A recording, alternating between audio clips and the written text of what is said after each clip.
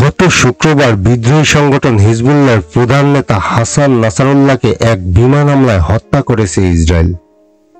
তার মৃত্যু মধ্যপ্রাচ্যের রাজনৈতিক প্রেক্ষাপটে আমূল পরিবর্তন আসবে একথা বলাই যায়। তবে ইতিহাস বলছে এই হত্যার পরও সংগঠনটিকে একেবারে নিচ্ছিন্ন করা যাবে না। এর আগেও সংগঠনটির প্রধান সহ অনেক নেতাকে হত্যার পরও দ্বিগুণ শক্তি নিয়ে ফিরে আসার রেকর্ড রয়েছে হিজবুল্লাহর। আপডেট বাংলার আজকের পর্বে আমরা জানব এরকম সংগঠনের ফিরে আসার অতীত ইতিহাস।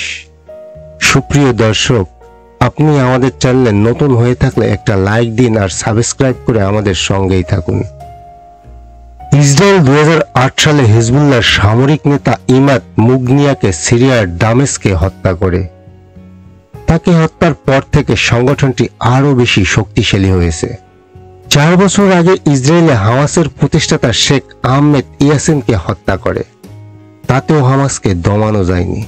2 দশক পর তারা ইসরায়েলে বড় ধরনের হামলা করে গত বছরের 7 অক্টোবর 1200 জনকে হত্যা করে। গত বছরের জুলাই মাসে ইসরায়েলি হামলায় নিহত হন হামাসের সামরিক শাখার প্রধান মোহাম্মদ দেইব। তারপরও হামাস গাজায় যুদ্ধ চালিয়ে যাচ্ছে। ইসরায়েলের গুরু যুক্তরাষ্ট্রেরও এভাবে সশস্ত্র সংগঠনের নেতাদের হত্যার ইতিহাস রয়েছে। 2006 সালে ইরাকে আল কায়েদা নেতা আবু মুসাব আল জাকারিয়াকে হত্যা করে যুক্তরাষ্ট্র। একে তারা বড় সাফল্য হিসেবে দেখেছিল, কিন্তু 8 বছর পর ঠিকই ইরাকে আল কায়েদা আইসিস রূপে আবির্ভূত হয়। আর এই আইসিস এরপর পশ্চিমাদের ত্রাস হয়ে ওঠে। 2016 সালে তৎকালীন মার্কিন প্রেসিডেন্ট বারাক ওবামা পাকিস্তানে হামলা করে তালেবান নেতা মোল্লা আখতার মোহাম্মদ মনসুরকে হত্যা করে। কিন্তু এখন তালেবান আফগানিস্তানে ক্ষমতার মধুসূদনে। সাবেক মার্কিন প্রেসিডেন্ট ডোনাল্ড ট্রাম্প বাগদাদে হামলা করে 2020 সালের জানুয়ারিতে ইরানের রেভলিউশনারি গার্ডসের কুদুস ফোর্সের প্রধান কাসেম সুলেমানিকে হত্যা করে। কিন্তু তার মৃত্যু ইরানের আঞ্চলিক শক্তি ও উচ্চাকাঙ্ক্ষাকে একটুও দমাতে পারেনি। এরপরও হিজবুল্লাহ, হামাস ও ইয়েমেনের হুতি বিদ্রোহীরা ইসরায়েল ও ইরাকে মার্কিন লক্ষ্যবস্তুতে হামলা চালিয়ে যাচ্ছে। এবার আসি এরকম সশস্ত্র গোষ্ঠীকে আসলে কিভাবে নিষ্ক্রিয় করার চেষ্টা করা হয়। কোন সশস্ত্র গোষ্ঠীকে নিষ্ক্রিয় করতে হলে যতটা সম্ভব এর নেতা ও মধ্যসারির ব্যবস্থাপকদের টেকসই অভিযানের মাধ্যমে সরিয়ে দিতে হবে।